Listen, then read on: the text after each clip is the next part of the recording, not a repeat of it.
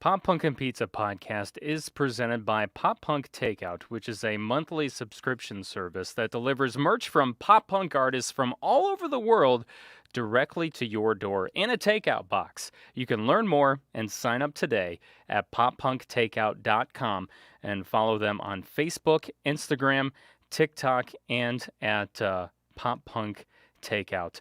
And of course, welcome to Pop Punk and Pizza. I'm Jacques Lamort. I'm no theme song this evening because I actually right now have my phone hooked up directly to my mixer so we can talk to our first guest this evening because we wanted to make sure that you could hear him loud and clear.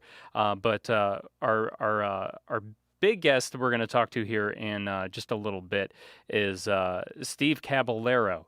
Now, you might know him as a professional skateboarder, or you might know him for being a punk rock musician, and in such bands as The Faction.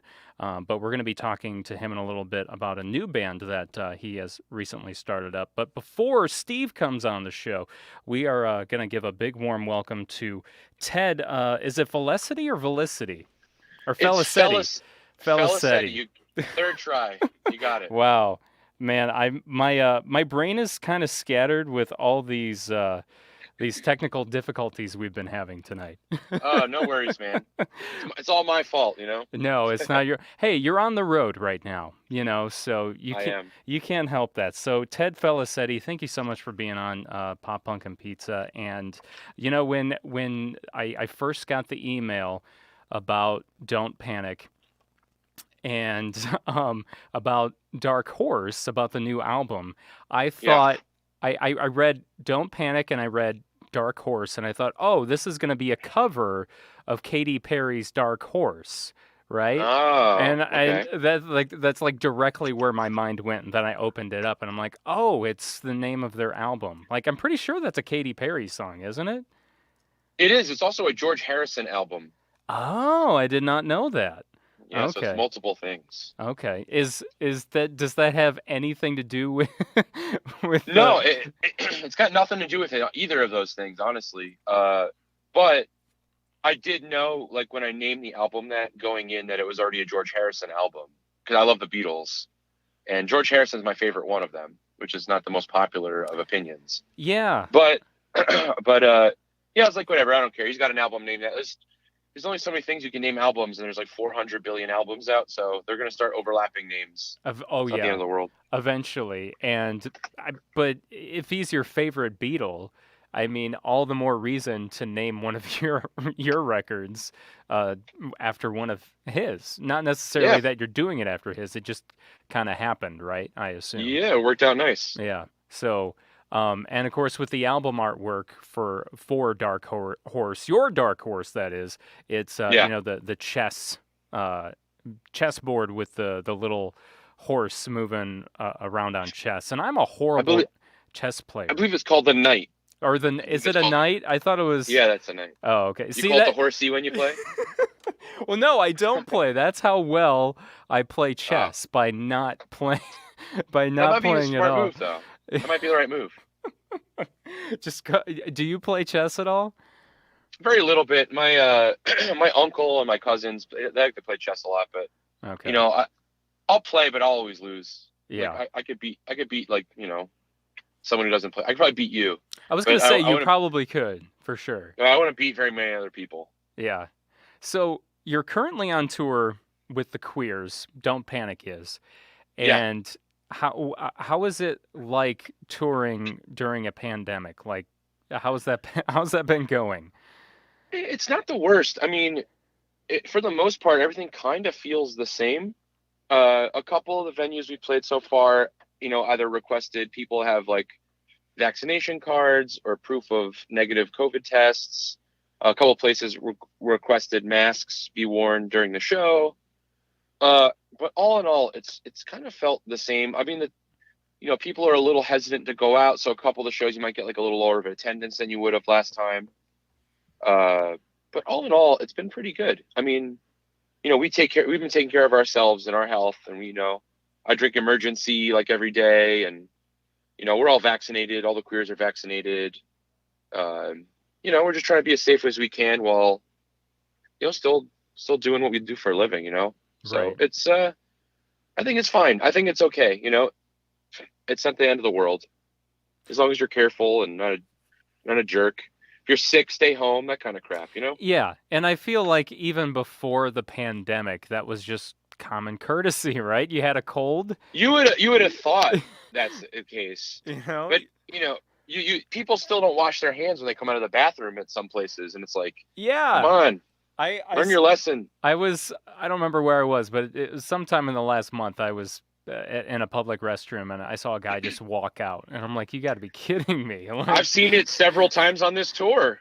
Like I'll be in the bathroom at the venue, and someone will just like come out of the pooper and just walk right out the door, and it's like, ugh. dude, please That's don't do that. that's when it's the worst. So like when you know that person just took like the biggest dump of their life and they don't wash their hands afterwards. You're like, "Bro, you got to wash the hands, man." You Yeah, at the know? very least. At the Oh very least. god, that's just gross and very very alarming for sure. But I think it's cool that you're on the road with the Queers right now, Me considering too. you've name dropped them, and what was it? It was 1999. Fall '99 is Fall our song. We 99. yeah, Yeah. we put it out. We put it out last March, and yeah, we did. It's they're a classic punk rock band. It's fucking awesome to be on tour with them now. I mean, it's just we're super fortunate. I mean, it's not super long for us. We're doing only 2 weeks with them, Right. but and we're 4 days in. I think this is day 5 now, and yeah, I mean, they're the nicest guys ever, and they're a little more they're a little more punk rock than we are. We're more like in that Bayside world of music, even leaning towards like Foo Fighters esque kind of stuff. But I grew up on punk rock bands. Like my one of my favorite bands is like Face to Face, and I like Millencolin and Lagwagon and a lot of the Fat Record stuff. So it's it's just really cool to be with them. And like I said, the fact they asked us is freaking awesome. So How did they know about the name dropping in fall of 99, or like? no, they actually found out about that on this tour. Oh, I thought uh, maybe that kind of like helped, you know. No, so I'm friends with Chris Rowe from the Ataris, and he mentioned to Joe, the singer of the Queers, about our band and just me in general. And then I become friends with Joe, and I don't know. I sent him some songs, and he was just like, "Yo, let's come play some shows." So like, yes, we'll do that. That's awesome. So yeah, Yeah, it's pretty. that's just goes to show you how awesome of a guy Chris is, right? Oh yeah, he's great, Yeah, super nice. yeah, great guy. Um, I love I don't know if it's pop culture references or just like popular. I don't know if it's called catchphrases, but there's a lot of that in your lyrics, or I'm assuming they're your lyrics. If they're not yours, they're someone else's in the band, They right? are they are my lyrics. Yeah, I'm a big pop culture nut. I grew up. If you watch any of our music videos, you know that too. Yeah. Uh, I just grew. I'm a '90s kid. I was born in the '80s, grew up in the '90s, and I just love all that stuff. And I just love referring to things and callbacks, and I like having fun with it. I think one of my favorites is the damn good cup of coffee and the big cherry pie, right? Is that what Oh, a big slice of cherry pie? yeah, it's from Twin Peaks. Oh, it's from Twin Peaks. Okay. I Yeah, was yeah. I was just I was trying to figure out. I was like, I know this is from something. I can't figure it out, but Yeah, I yeah. It's from the show Twin Peaks, which is like again like early '90s TV show. right. I'm a big fan of it. Yeah. So It makes perfect sense now. Totally makes sense. yeah, Um yeah, so um yeah, in the opening song of Dark Horse, yeah. Watership Down, you mentioned going to the arcade. Oh yeah. Now, what is your favorite arcade game? Do you have a favorite? I've got a couple. Um, Among them would be Teenage Mutant Ninja Turtles, the arcade game, the original one. Okay. Uh, NBA Jam, Off Road Thunder, which is like one of those racing games. Is that the one where they're like racing trucks? Yeah, yeah, and you could pick different like colored trucks and stuff. Yeah, I think I have that on Super Nintendo. Oh, nice. Like a version, like one of the, yeah, I don't know if it's specifically that one, but it's like off-road something. Yeah.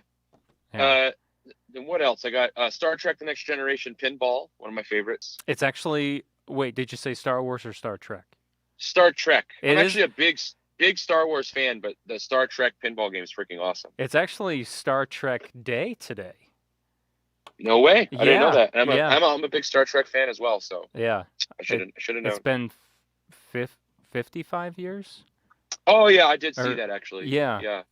Like Yeah. the TV show premiered on this day and Yep. 60 something, 66. 66. Yeah. Yep. So 1966. I was never never huge into Star Trek, but Star Wars, absolutely. We talk Oh Star yeah. Wars all the time. I just find I'm behind. I just finally finished the second season of Mandalorian and Gotcha. absolutely loved it. Did you get a chance to watch Mandalorian Yeah. at all? Yeah, I watched both seasons of it. Yeah. What did you think of it? I thought it was fine. I thought it was Yeah. okay. I'm a kind of like a purist when it comes to Star Wars. I'm like original trilogy. Oh, You okay. know, so I grew up on that stuff, and I never really was a big fan of the things after it. But The Mandalorian is one of the better things that they've released since 1983. I'll say that. Yeah, I don't know. I really liked it. Except like Yeah, the final one, or the final episode of the second season. I don't know. There's something just weird about the whole Luke CGI thing. It was just yeah. it was so weird to me. They should have just recast him. I'm always saying that. I don't like those CGI face things. I think that's lazy almost. I just get someone who's good and just have him play the part. And you Yeah, can use them again. I yeah. like real stuff, man. I like puppets. I like practical effects. I'm not a big like CGI fan, and I for the most part. yeah, I've recently been rewatching um some of the original well, all the movies from the original trilogy, actually, specifically Yeah. the first one. And I just think, wow, like with this first movie, they had barely a budget, and they were able to do all these things. Yeah. And it's like, how the hell did they do that? You And know? it's your adversity breeds creativity, That's Yeah, what it is. yeah. And obviously that goes to show with Don't Panic as well. I mean, uh-oh, I think we lost Ted. Oh, he's calling back. There we go. Hey, what's up? Sorry about that. I adjusted my AirPod in my ear and Oh no. it dropped the call. I forgot that it does that. Oh, it's all good, man. So you were talking about me. Yes, I was talking about you. I was just Uh, saying, it kind of goes to show with like Don't Panic. Obviously, you're not signed to Warner Brother Records, so you don't have a big budget either, but you we're signed to Ted Felicitti Records. just see That's who, there you that's that's who. that's a great label, man. Yeah. It's my dream label. I don't know about that. I heard it's very hard to get on, you know. Yeah, it is. Yeah. I hear it's a pretty difficult process. Um, we'll have to talk about that some other time. For sure. Um, but but yeah, so I mean, with Dark Horse, it's definitely a a a bigger step into a better direction for Don't Panic. Your everything's just improving. From the first record, and all within such a short amount of time. Although the pandemic probably helped with that last year, I imagine. Well, first, thank you very much. I appreciate that. Second, yeah, it helped and hurt. It was like both Hmm. because we had all this stuff planned. We released the album, the first album in 2020, and we were gonna go on tour, and we couldn't do anything. So instead, what we did was we just spent a lot of time online. We spent a lot of time writing more songs, and then that kind of like made this album. So in that manner, yeah, because these songs would have never existed had there not been a pandemic. Right. Yeah. So Absolutely. it's kind of cool and weird to think about. It's a double-edged sword, right? Sort of. Yeah, Kind of. for sure. Yeah. No, for sure it is. So before we close out, I want to go ahead and let let everyone listen to Ramona, which is one of your latest singles that you dropped from Dark Horse. And where are we at with Ramona? Where's your mind at with this song? So this one was a little weird because um, we were writing the album, and our drummer Anthony was like, "Hey, like we don't have any like mid-tempo songs yet." And I was like, "All right, I'll write a mid-tempo song." And I don't usually do that. I don't usually like write a song like that. I don't like for like target it for anything. I just kind of write. But I was like, I'll slow it down a little bit and I'll do like more of a mid-tempo thing. And the way I write is a little different than a lot of people. I'll write all the music, and then once we get everything done, then I throw the lyrics on top. So we did this, and this song, the lyrics are about in 2020, 3 different people that I knew who were all girls passed away that I'd known from when I was in high school or shortly thereafter. I didn't go to college, but my earlier years, and they all died. And I was just like, man, it sucks to think that these people passed away at such a young age. They didn't get to like live a cool life or like do all these things. And the message of the song was kind of like, don't make that same mistake. Like go live your life and do something awesome with it. Yeah. So the song's just about that. It's about that story of like, the character in the song is fictional, but it's like an amalgam of these people. And then it's like an overall overarching kind of thing. Like, you could, something bad can happen any minute. You don't know. So, live your life. Yeah. Don't let time waste away, right? Just Exactly. do what makes you happy. Yep. That's exactly what it is. Awesome. Well, Ted, thank you so much for talking with us. I hope the rest of the tour goes well. I know you guys are in North Carolina tonight, right? In Charlotte? We're in Charlotte, North Carolina right now, and I'm literally going to be walking on the stage as soon as we get off the phone. Well, have a great set. All right. Thank you so much. Yep. And thanks for taking time to talk with us while you're out on the road. It was a pleasure, my man. Thank you. Yep. You take care. All right. You too. Yeah. Bye. Bye. All right. Let's go ahead and listen to Ramona now by Don't Panic here on Pop Punk and Pizza Podcast.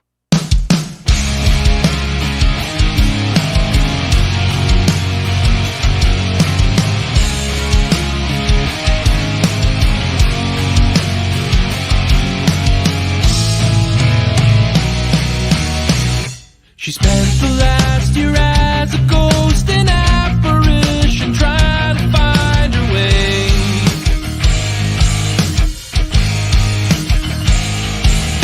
The breadcrumb trail she left behind that no one found, they only sealed her fate.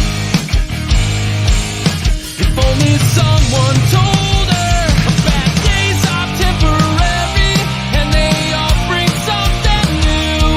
But when there's no one left, there's nothing left to do. Nothing left to do except say, Ramona, I think you've done enough. We hate to see that you have been giving up. Your pretty face said pretty big and all your hair ties running blue. Hey Ramona, I think you've done enough. What you wanna know, we wanna know too. She fought for every inch of self-respect that no one gave her anyway.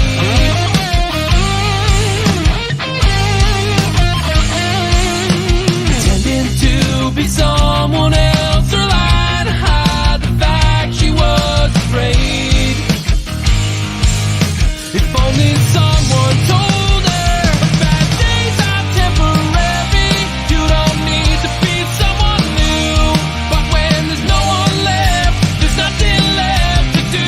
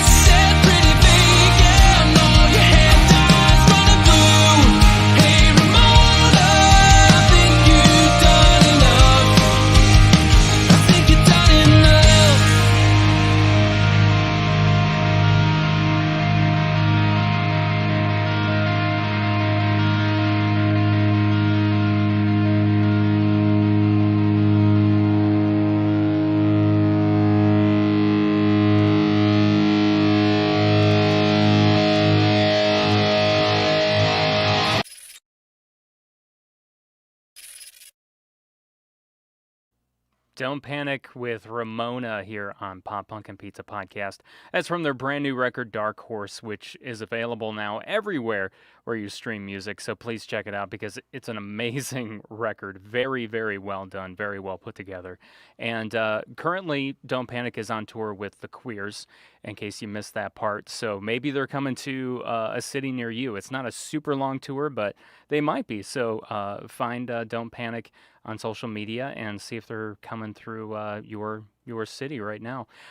So once again, please support our title sponsor, which is Pop Punk Takeout. It's a monthly subscription box that delivers merchandise from pop punk artists from all over the world directly to your door in a takeout box. So bands that they've worked with so far, merchandise that has come from these bands in these boxes that are pizza boxes or Chinese food takeout boxes.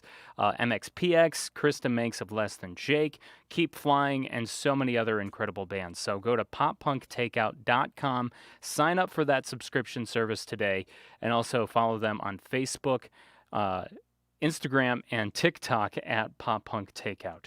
So our second guest this evening is a world-famous skateboarder. He's credited for creating such tricks as the Fakie Ollie 360. Now, if you don't know him for his decorated skating career, you may know him as being a member of such punk bands as The Faction. Well, now in 2021, he has a new band called Urethane, I believe it's how it's pronounced. Please welcome Steve Caballero to the podcast. Welcome, Steve. How's it going? Can you hear me Good. okay? I can hear you just fine. All right. Thank you so much for being here. It's truly an honor to have you on the show. Oh, thank you for having me. I've been doing quite a few of these this last week. So. I noticed that. Like, I've just seen like one drop after the other. I'm like, man, like Gary has him really busy right now. He's keeping me busy, but it's all for the better good for the album, you know, and we're trying to help push and get people excited about it. It is pronounced urethane, right? Urethane, just Okay. like the skateboard wheel. Okay, that's what I wondered. I was like, I think this is a skateboarding wheel or brand of something to do with skateboarding. So yeah, we luckily happened to be able to use that name. I'm very surprised no one's even used that name for a band. it is kind of surprising considering how long like skate punk has been around now, right? Although yeah, man, urethane wheels came out in 1973, and skate punk music, I would say, is early 80, 81. yeah. Are they still in business? Who? Urethane. What do you mean? Or is urethane the type? It's not a brand, is it? It's not a brand. Yeah. Okay. You'll have to excuse me this whole like I like skateboarding, but I'm not like a skateboarder by any means. And so there's so much that I don't know. I just always would play, Tony Hawk Pro Skater as a kid, or I'd watch one of my older brothers, actually, Joe. He was a skateboarder. Okay. And so I'd watch him and his friends skateboard in the 2000s, Yeah, actually, urethane is part of a substance called polyurethane, which people are familiar with, and it's used for floors to seal them and make them grippy. And I think someone back in the 70s used that as the mold for a wheel. So all skateboard wheels are now made of urethane, different compounds and durometers, but people don't really talk about this, what the substance is. So that's why you rarely hear the word urethane. Before the urethane compound was created for skateboarding, it was mainly clay, steel, plastic, or rubber wheels back in the 60s, And that obviously probably didn't work as well as the urethane, right? It was terrible. I mean, I actually, at my house, I have a huge 1960s skateboard collection with no urethane wheels on there because it predates the 70s. But yeah, I've tried to actually ride one of those older skateboard at the skateboard park and just fell right on my butt because it's just so they're just so slippery. It's like ice, like riding on ice.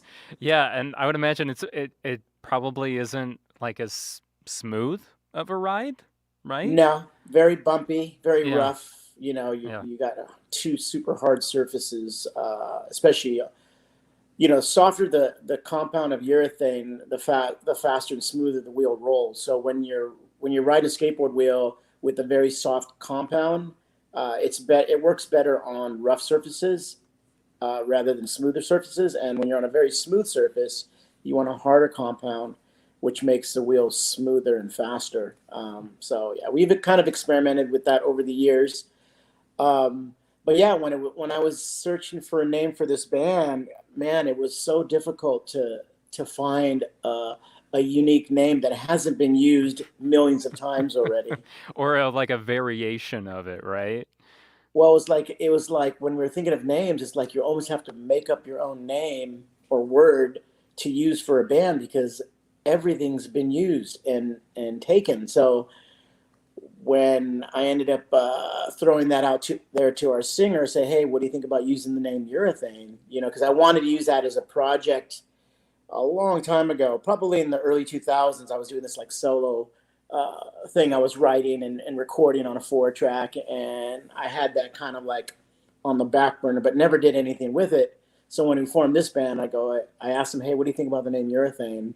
I searched it up and it's still not taken, and they were down to use it. So, and it's really cool because it kind of relates to my career in skateboarding that I've been a part of since 1976, and I've been a part of bands since 1982 throughout my whole career. So the tie-in is fairly well noted, and when people hear the name, they're like, "Oh yeah, that makes sense." It makes perfect sense with you in the band, and it kind of throws it back to almost not necessarily when it all began because you were skateboarding before urethane wheels, right? Or was Not that about the really. time? No, I okay. started in '76, and the urethane wheel came out in '73. Oh, okay. So not Yeah. too long after, Yeah. but still, like that. Yeah, that just kind of, like you said, it kind of wraps it. It kind of wraps it all together. And honestly, I mean, I, are there any other pro skaters that have bands as oh, well? Like, I don't know any oh yeah. others. Yeah, there's been many guys throughout the years that have started bands and been in bands, different types of music.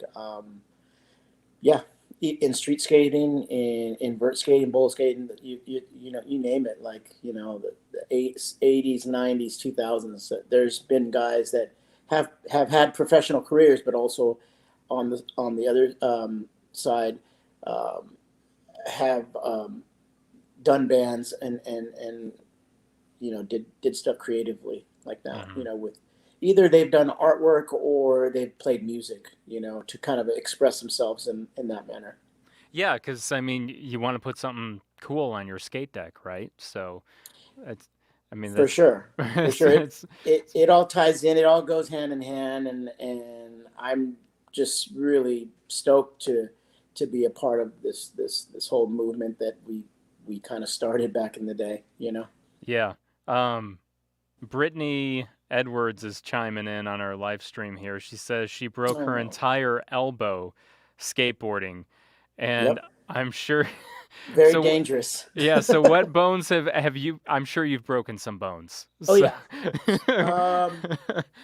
One of the major injuries I've had skateboarding is I broke my right ankle um, back in '91, and I had a bunch of bumps and bruises and scrapes and cuts and sprains, but nothing really too serious. Um, the injuries that I've sustained recently have been more from riding dirt bikes. yeah, because you're into that too, right? Yeah, yeah, it's one of those another one of those adrenaline things that I love doing. That's dangerous and cool at the same time, and it's just challenging as well. And I just love it. I just love the feeling and the experience that you get from overcoming the fear of riding a dirt bike, going at the speeds that we go, and jumping the jumps that we do. And I've started to experience that as well with mountain biking too. So that's another thing that I've lately added to my list of achievements and goals. But right now, the focus has been music, and it's been the band, and it's been being in the studio, recording a 12-song album, full length, with a group of guys that I met just barely a year ago that kind of all fell into place. And great group of guys that are very creative, very talented musicians, and very proud of this album called Chasing Horizons that we've produced with actually a really cool producer named Cameron Webb, who's also produced a lot of 90s punk bands and has worked with Motorhead and Social Distortion. And he's just a great guy, and he really enhanced the band and brought the best out of all of us, So I'm super psyched. We got signed by a label called Cybertracks, which is owned by Jennifer and El Jefe from NoFX.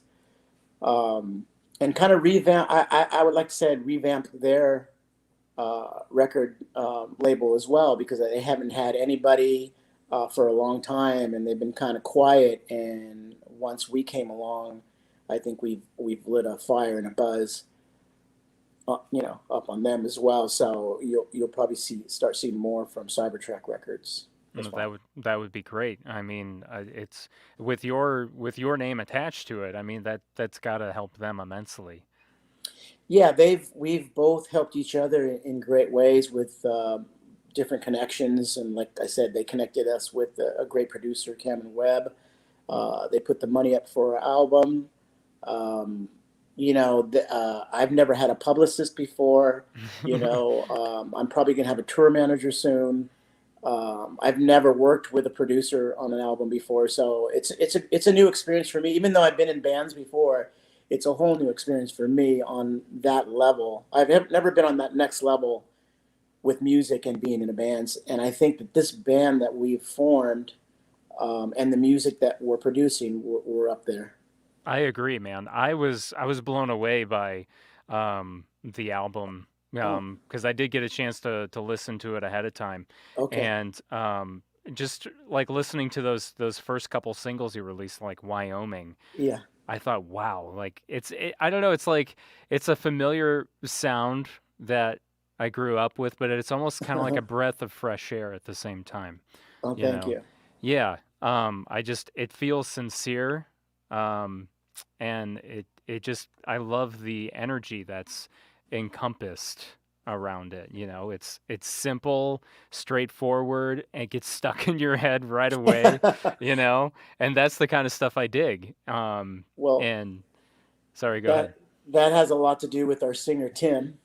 And he's the mastermind behind pretty much all the songs on this album, besides one that our bass player wrote. His name is Chad, and Dylan is our drummer. And like I said, they're just amazing artists. They're very creative. They're very professional. They're go-getters. They're serious. They're everything that you want in a band, And for me, myself, I'm all about relationships. And if the relationships don't work, then I don't care how good you are as a musician. I can't work with you. And I've been able to stumble upon these fellas, and we've had some great chemistry. We're still learning a lot about each other, about being in a band with each other, because like I said, we've barely known each other for not even a year. That's kind of surprising when you first said, like, yeah, I just kind of met these guys a year ago, and I was expecting you to tell me, yeah, I've known Tim for like 15 years or 20 years now, and then, the drummer I've known for about 5 or 10 years now. And so how did you just happen to, did they seek you out, or did you seek them out? Were you like, I want to start another band? And well, Tim is the one that sought me out, because I put out a message on Instagram about looking for a singer. and I was in another band that I had formed with two other guys, and I was actually playing bass in that band as a three-piece. And we were together for about a year, jamming in the drummer's garage. And finally, I just said, "Hey, we got about 9 or 10 songs. We should actually try to find a singer who could, add that extra element to the band." And so I put a little Instagram, a message out there, "Hey, looking for a band or a singer." And I got this email from Tim, and he had a demo tape that he had created for a solo project that he was doing. And Gravity was one of the songs that he recorded by himself. And so I heard it, I fell in love with the song. And so I presented it to the other band, and they were just like, "No, we don't care for him." Wow, And really?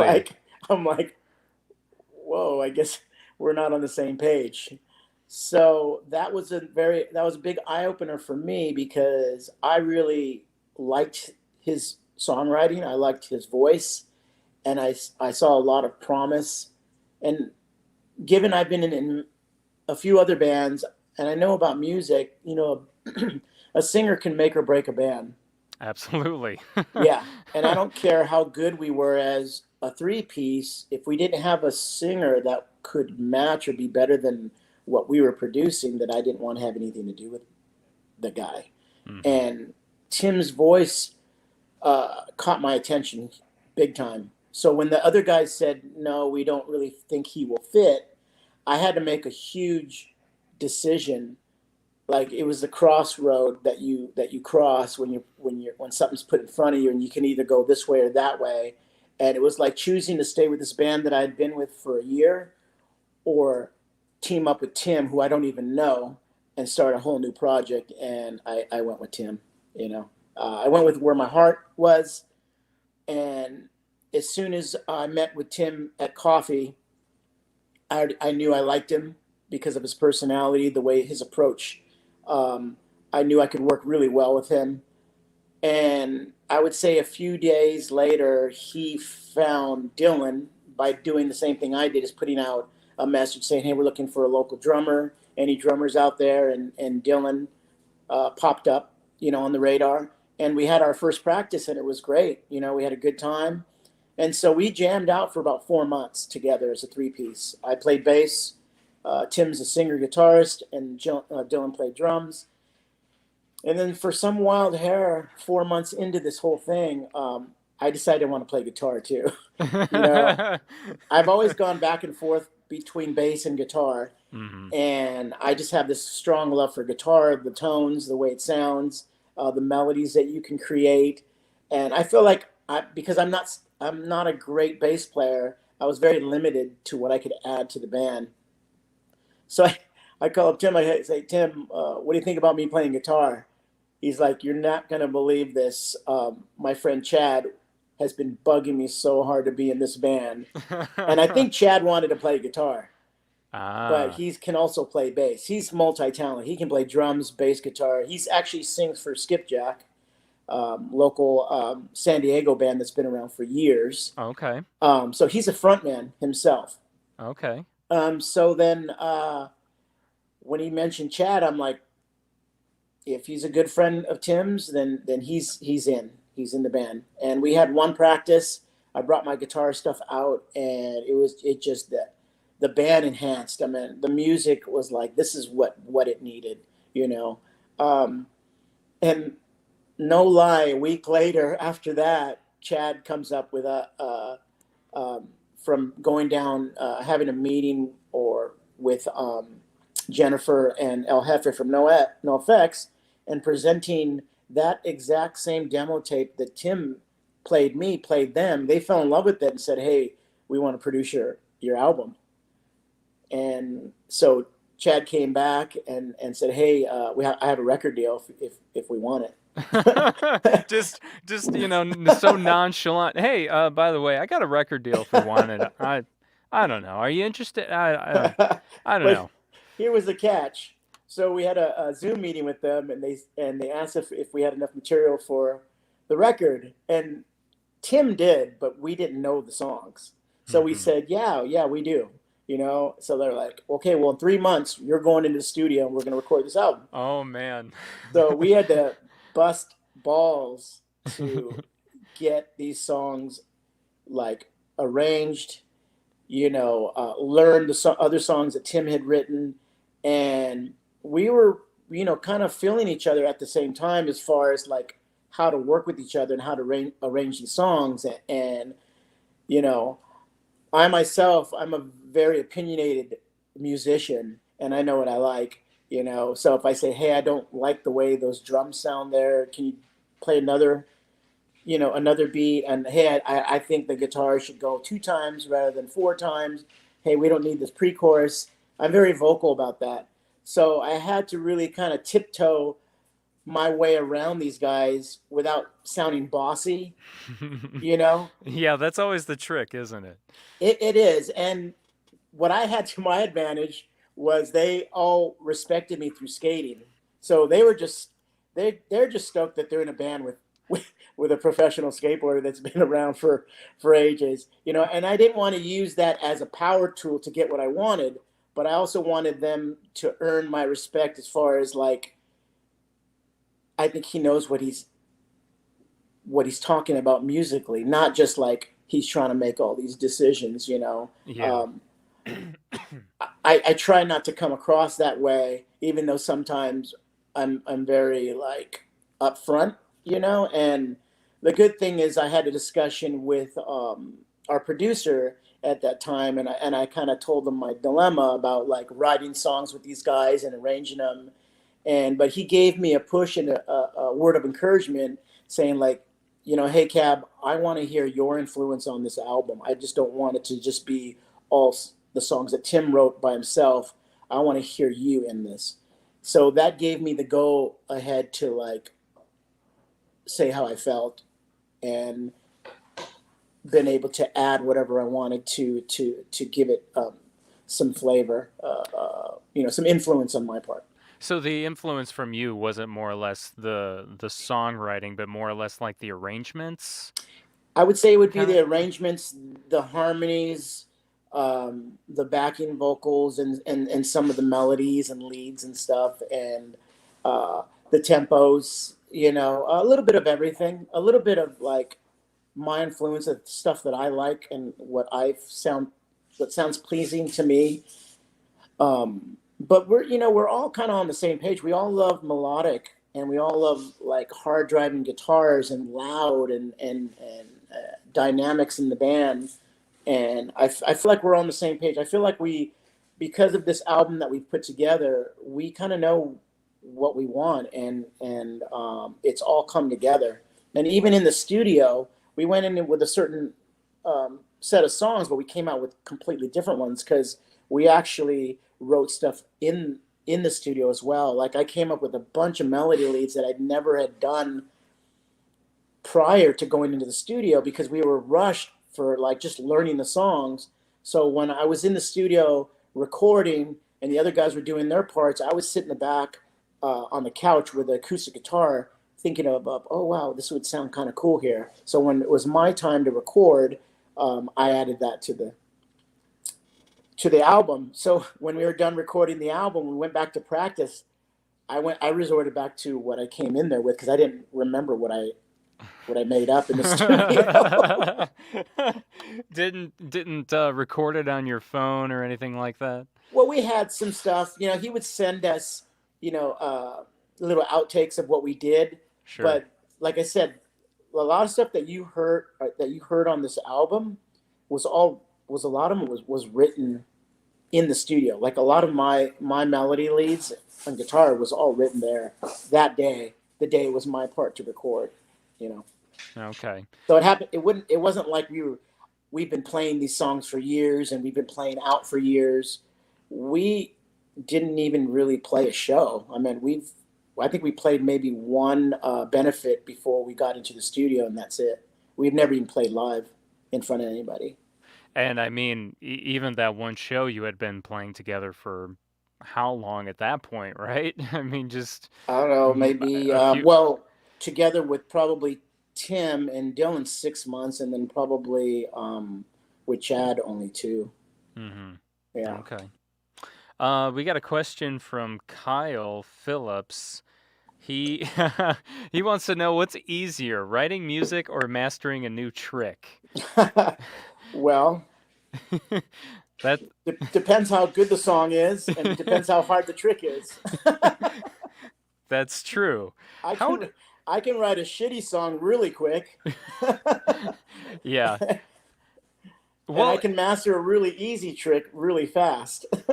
well, I would love to hear like how does one come up with a trick? Like how, I mean, You you mean have you like have make like up a trick or learn a trick that someone has already done? no, like your own, like you're creating your own trick and you have quite a few under your belt that have Yeah. become, very popular, starting with, the fakie 360 ollie. Like how does Yeah. one just come up with that? Well, for one, you have to have drive and passion. Two, you have to have a competitive nature to yourself. You have to be creative, and you have to be fearless. There's a lot of combinations to creating anything in life. You have to be vulnerable. You have to be willing to take chances. Um, you know, um, it's a lot easier to mimic something that's already been done, or already have it in your head. You see it done and go like, "Oh, that's possible." But to take something that's never been done before and create it yourself takes a lot of courage, and it takes a lot of faith. Faith in yourself, and hold on. My No, you're dog fine. is trying to play with me at the same time. Oliver, no, go I, outside. I love it. My I've been my trying to answer dog. this question. He's like playing with the ball right in my hand. But What kind of dog do you have? I have a Frenchie. Okay. He'll come That, up in a second. yeah. I just threw it in the pool. I hope he doesn't jump in the pool. Uh-oh. Oliver. Okay, so yeah, so the tricks that I had invented back in the day, was because I was pressured to, and the reason why I was pressured to was because my wanting to perform at the highest level as a professional skateboarder, and when you were competitive and you wanted to stand out, you needed to do things that other people weren't doing. So you could copy other people and do their tricks and maybe do them differently, but the way you stood out the most is you did something that was super creative, and no one had ever done this before. um, so back in the early 80s, that's all we did. Was once we were done competing, I'd go back to the skate park and try to like think of a new trick that no one's ever done before. So it's kind of like painting a picture. It's like painting, having an empty canvas and go like, okay, what can I do that hasn't been created yet? And how dangerous is that? How far am I going to push the level of doing something that's no one's ever done before? So that you have to take in consideration too. That with skateboarding, there's a danger factor of getting hurt. You know, um, I think writing music, the only thing that gets hurt is your feelings when you write something crappy. I was gonna say People don't like it. yeah, right? It's usually you don't get physical injury. It's all emotional and mental injury, but then like with skateboarding, I feel like it's all the above, right? I mean, It is all the above. it's mental, emotional, physical. Oh, yeah. It's all that is getting damaged. So it's Yeah, like the stakes are high. And they are. But in in the end, it's the same. It's the same mentality. It's the same way you approach things. And so, like with this band, you know, I love music. I love playing. I love creating. But this band is a business. It started out as a business. We're here to create something that's going to be successful. So it's very serious. So practice is serious. Writing music is serious. Our decision making is serious. Um, everything about it. I think everyone in the band, because they can pull their own weight, shows that they care and they're passionate about it. And those are the type of bands that are successful. When you have guys in bands that just want everything done for them, you don't get much done. You No, know. absolutely not. Yeah, the DIY aspect will always get you farther. Even Yeah, if, and I grew up that way. I grew up like, the DIY, thought process. So everything that I want to get done, I try to search out the best way, most efficient way to get it done, and we get it done. yeah, You know, and like I said, everyone in this band is pulling their weight as far as booking shows and these connections of like hooking up with different bands and just all the connections that it takes to be successful and to get our name out there. We're using those to our best ability, and all the relationships and friendships that we've created over the years, we're utilizing those, and that's why we've been able to get so far in such a short time. Is the work that we put in before this band was together. Now we're actually working it to its fullest potential.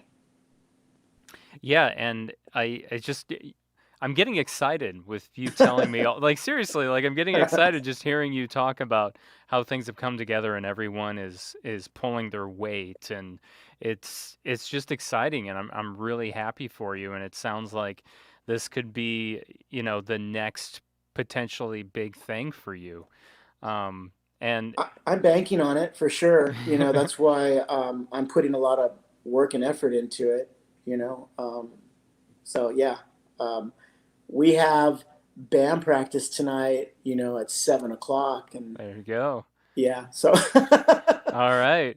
so Well, my buddies, our singer's picking me up at 6:30, and I told him I had a podcast that I'm doing at 5:30. So can you come at least at 6:30? I don't know how long the podcast is on for. no, yeah, I was just gonna say, we're about at time here, so and I mean, yeah, you've got band practice and all the other bazillion awesome things that you do at your fingertips. You've got so much going on, so many different things you're involved in. Like, we could podcast for 4 hours, like this could go Well, on forever. I So, gave it to 6:30, so if you want to go yeah. longer, we can. Oh, okay. Yeah, Yeah, we yeah, can. Yeah, we can go a little longer. Sure, that'd be yeah. awesome. So I have my hands in art as well. So I do a lot of art projects for different people, and I'm part of the punk rock and paintbrushes movement here in the in North County, and a lot of the musicians that I'm playing with in this band also do art, and so I have that connection with them as well.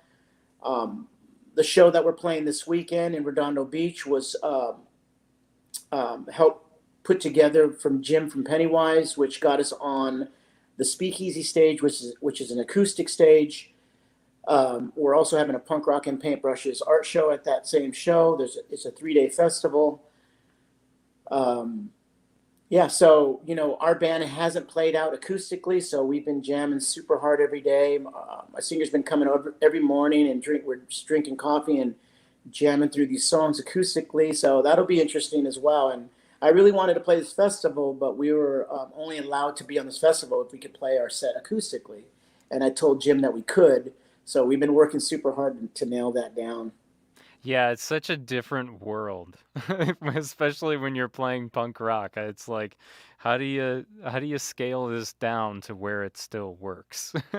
You know? Well, I think if you're a great songwriter and a great singer, you can make it work. Like there's a couple acoustic records that have come out that I really enjoy, and one of them's Trevor Keith's from Face to Face. Yeah.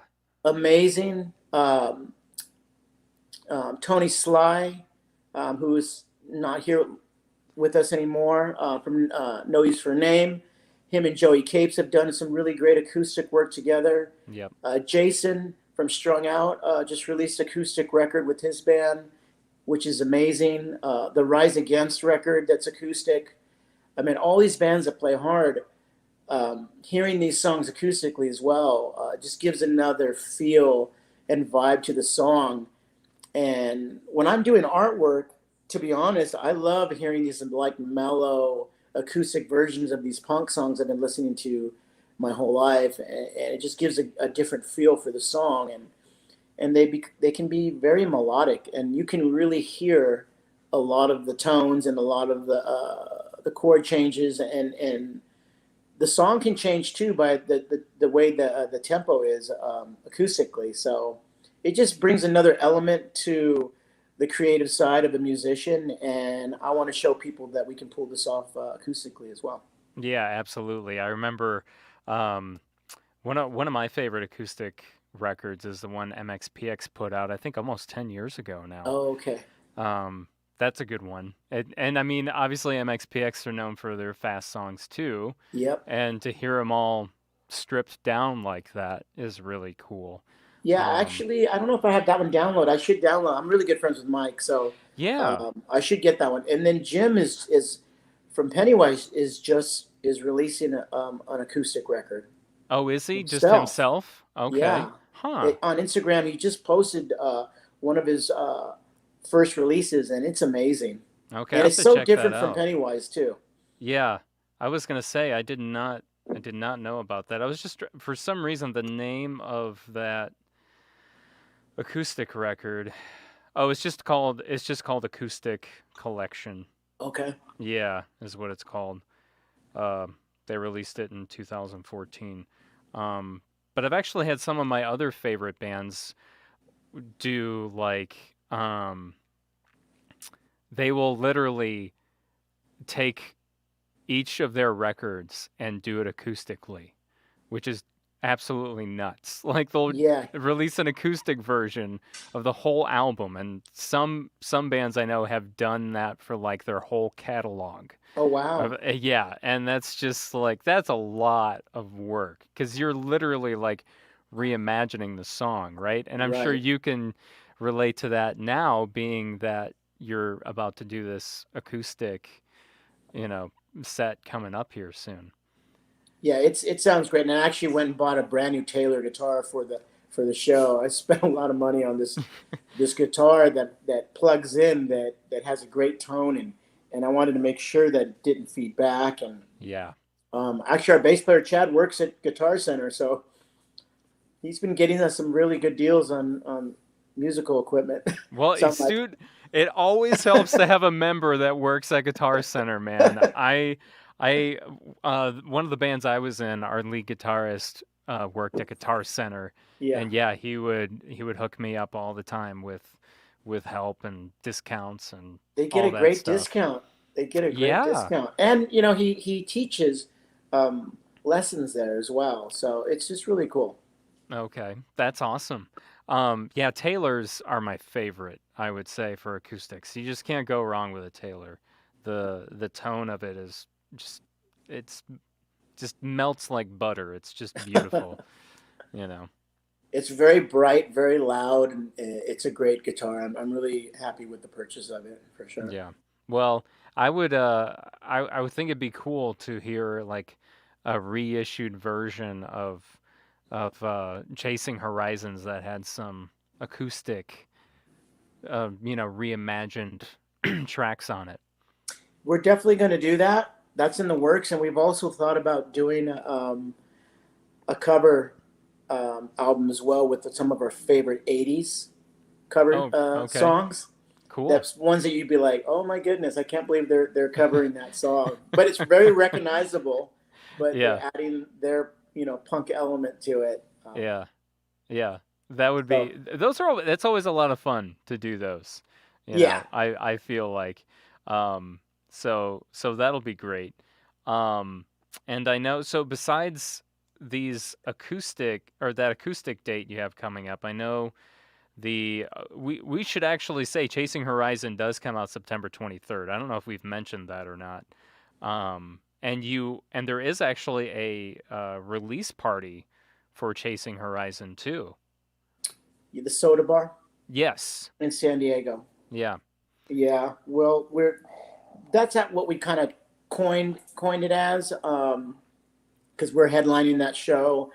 Actually, the album's supposed to be fully complete on the 24th on Okay. iTunes. We're releasing one more single on the 23rd, and that's the day that we. I think it's on a Thursday. We're playing at the Soda Bar in San Diego. Um, Hopefully, we'll have CDs by then. It's been really difficult when it comes to manufacturing to getting the product. Um, things are taking a lot longer. So hopefully, we'll have CDs at that show. We're also working on vinyl. That's going to take a long time to get. Even longer. Yeah. Probably like 4 to 5 months. But we have pre-orders for it, and so people are in line right now ordering it, waiting for that to come. So yeah, we're trying to cover all our bases as far as the release of the album, and and Cybertrax is really helping lining that all up for us. Oh, that's good to hear. Now, as far as like the skateboarding side for you, Mm. I know there's so many things that we could talk about with that as well. Um, I know. Do you still have your skate shop in Carlsbad? Right? You had a skate shop. Well, it's not a actual physical skate shop. It's an online skate shop Okay. done through my website. It was an idea of my neighbor down the street wanting to revamp, my website and have a place for my fans to go to purchase anything that had anything endorsed by my name.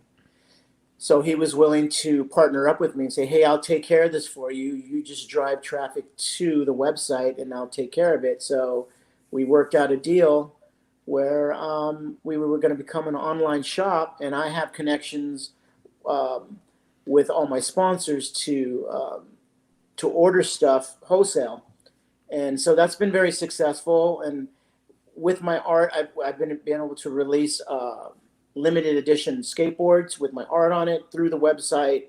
I offer my signature on anything that's bought on there, so that really drives a lot of people to the website to buy stuff from us because they don't have to actually pay extra for my signature. And Oh, that's a lot of awesome. people want my signature on things and they can't get a hold of me or they can't make it to an event. So this is a way that they can buy something from me and have me sign it personally to somebody or write a message. But it's been very successful. It's grown over the years, and we have a lot of people on a mail order. And like I said, once again, this is another business relationship that's worked really well, and it's someone I trust. And when you have people you trust, business goes very well, and without any hiccups, And I feel like this band is the same way, I have a lot of guys in this band that I trust, and I enjoy being around, and I know that they're going to come through. Yeah. There's not like a weak link in the band that's kind of causing the band to have issues or drama or anything that's going to hold the band back. I feel like everyone's doing their part. So, like I said, that's why so many good things have happened so quickly, because everyone's like sober, no drama, everyone's on point. Mm-hmm. you know Yeah. Right. To where I'm sure you have stories from, you know, previous, you know, the previous bands you've been in that have not gone so well. I mean, we've all been there. Yeah, for sure. I mean, fortunately, I haven't been in a band where I've had someone that's been addicted to any drugs or anything. Mm-hmm. But you get around certain different personalities, certain different egos that just don't line up, and then that's kind of like my ticket out. Like, Yeah. okay, I gotta go. Well, and I think it goes to show, like going back to what you were talking about earlier, how, you know, you had been in this three-piece for about a year with hmm these other guys before Urethane. And so, you know, Tim, the lead vocalist, before Urethane was even created, comes along, and it was like you either quit the three-piece or you join Tim and you start another band, Yeah, and you just went with your gut. And I feel yeah, like your gut, like what your gut was telling you to do, or what you were just feeling out the whole situation. And um, I think that says a lot to anyone, going back to, trusting your instincts, and Yeah. really, and of course, being in tune with your instinct, because your instincts can be completely off, right? I mean, um, and so if you're not like really in tune with your gut feelings and Yeah. instincts, then you will make the wrong choices. I don't know if that makes any sense, No, it but does. I like to say that men have intuition as well. oh, You know. absolutely. Yeah. It's not, yeah, it's it's not just the women, but men No. have it too. Yeah, because you could just, you feel it. Even like I could tell you, I'm trying to think of, like, one person will tell you something, but you can tell that whatever they're telling you, they're feeling the exact opposite. Like they might Mm, say, yeah, I'm okay. But just by looking at them and just feeling out the room and right. the aura that's Yeah. around them, you're like, this person's not okay. Like there's something wrong. So it's like then you Yeah. gotta I don't know. I kind of go through I've gone through we've all gone through that with our like whether it's our significant other or bandmate or business partner or whatever, like we've all gone through that where they're like, no, no, no, it's good. And you're like, no, I'm calling BS. You are not, like, you are not good with this. Like, just tell me straight up. Well, you got to be honest, and sometimes honesty hurts, um, and you gotta really pick and choose your battles, and you gotta really know how to present an idea or an indifference with someone. Communication plays a huge part in relationships. It plays a huge part on how you speak to people and how you get stuff done. So I've learned a lot over the years, being in relationships, being in marriages, failed relationships, failed marriages, failed bands. Um, know that you have to talk to people differently. You can't talk to people all the same. You have to treat people differently by the way you know how they're going to react towards you. So you have to get creative in that way as well. But at the end of the day, it's really all about communication and how you present an idea uh, to get the message across well. And Hmm. yeah, and I know that we're still going to run Oh, into there's your that. dog. Oh, this is Oliver. Oliver, say hello. Oliver? Oh, Yeah, Ollie, Oliver. Little cute say hi, dude. Oliver. Is somebody here? I'm doing a So, podcast right. so he's a little French, uh, a pit bull? Is that what? French bulldog. Bulldog, sorry. That's Yeah, what I meant to say. French bulldog. Oh, he's growling. All right, go boy. He said Uh, hi. oh, Um, Alex says that your Millen Collin cover with Tony Hawk was badass. that was really cool to do, and I was super stoked that Mikey and his uke asked me to participate in that. And when he told me that Tony Hawk was going to sing on that song, I'm like, okay, that's I going to be think, interesting. yeah, I think that all took us by surprise when that happened. We're like, what?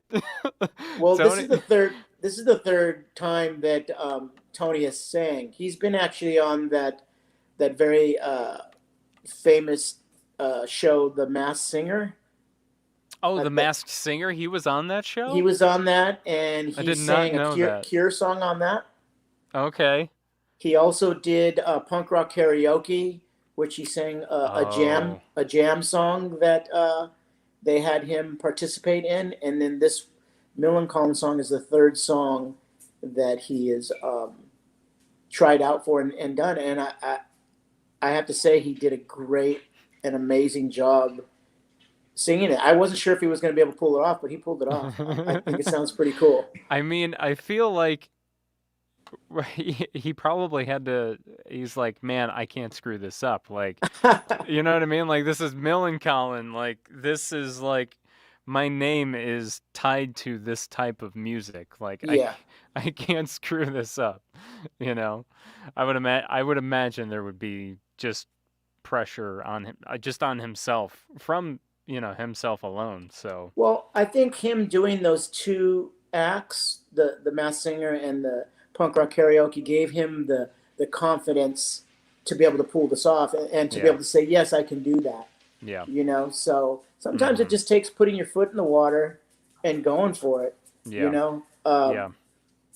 I remember back in, I want to say the early 2000, we did the MTV Music Sports Awards in Texas, and I remember I went to a bar one night, and they had a karaoke thing there, and I remember I had stopped drinking alcohol, so I was kind of sober. I was pretty much one of the only sober dudes there, and someone had tried to talk me and Tony Hawk, to sing a Prince song, "When Doves Cry," right? And Oh God. they wanted us to do a duet with that, and I'm like, oh my goodness, if I was drunk right now, I would have no corks going up on stage with Hawk Yeah, you'd have singing a no Prince song. problem. Yeah. But I did it, right? You I did went it? for it, and I didn't care what people thought. I just thought it was going to be so funny and do it. And when I pulled that off, I was like, oh my goodness, I can do something sober, and put myself in a vulnerable place to be laughed at. Yeah. It's not that scary. So when Yeah. you put your foot in the water, and test it out, sometimes you come up across the other side more courageous, Mhm. Oh, and yeah.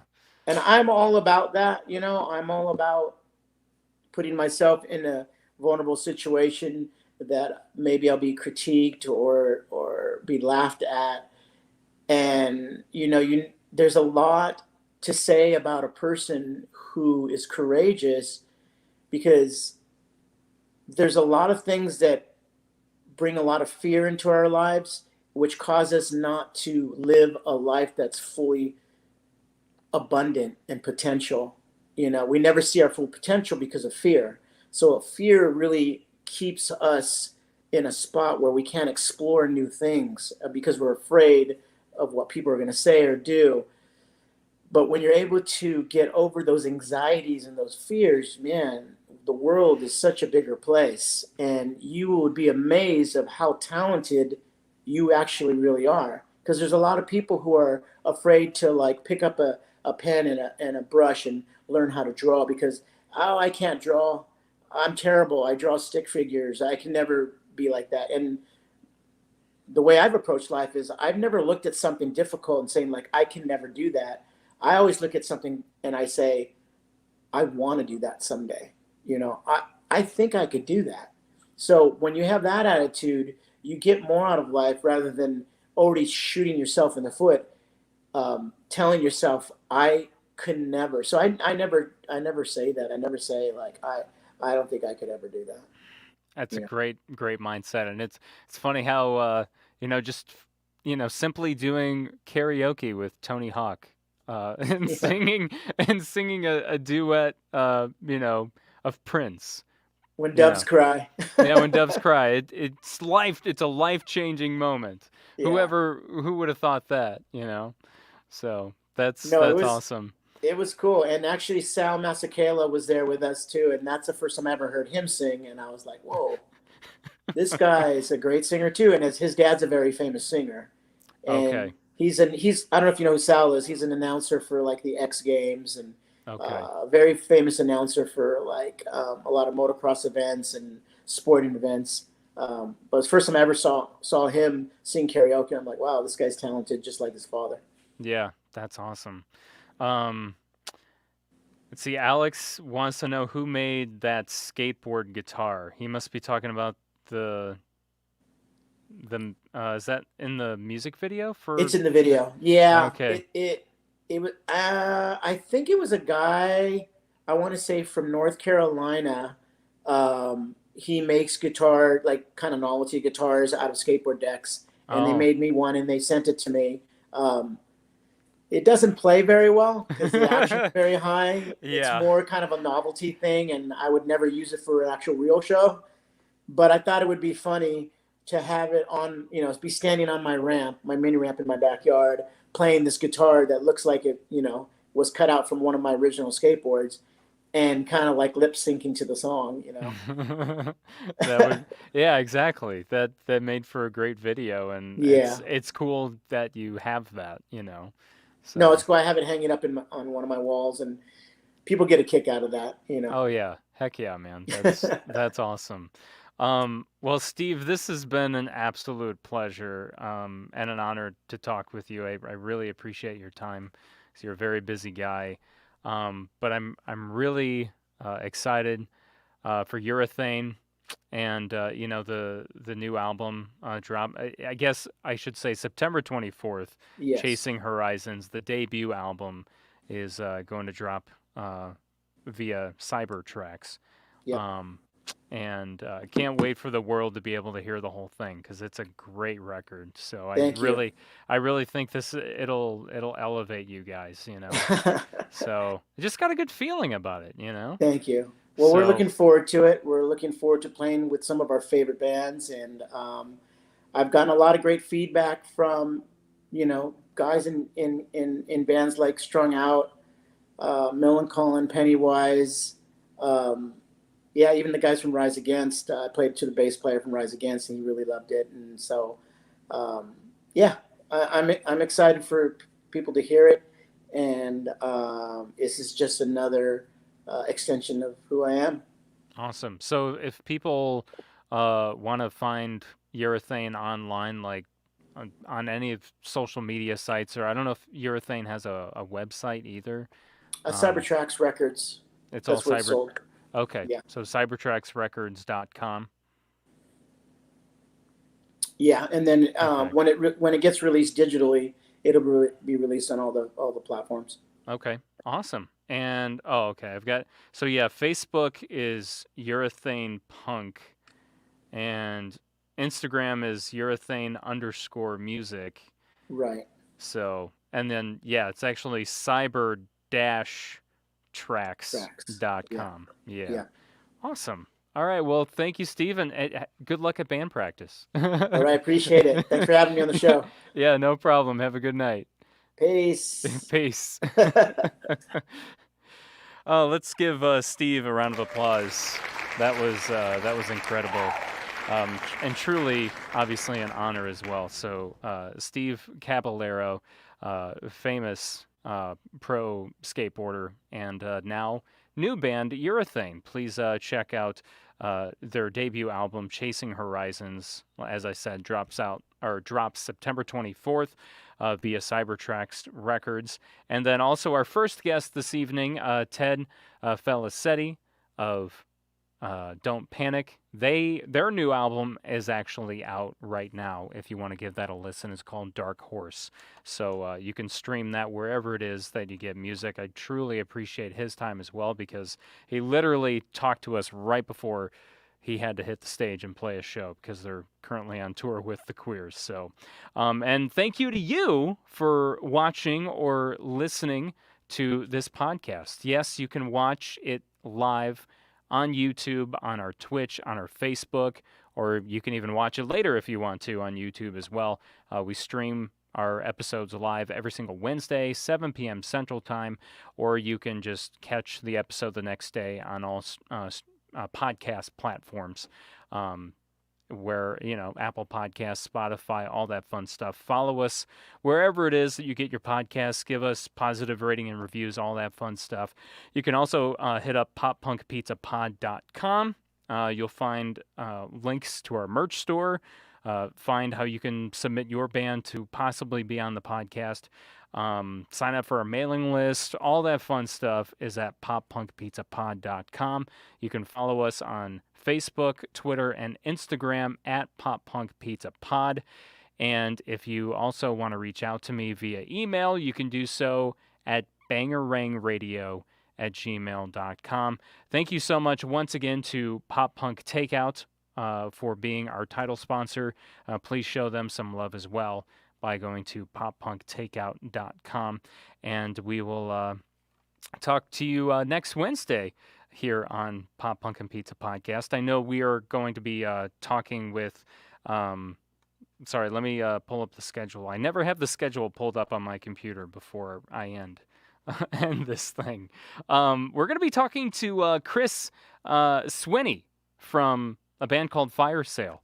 He also, once upon a time, was in the Ataris, and he also has a podcast of his own that maybe you listen to as well, called That One Time on Tour. So we'll be talking with Chris September 15th, 7 p.m. Central Time. I do have another guest that will be on before him, but I actually have to confirm that first. So I'll let you know who that's going to be soon.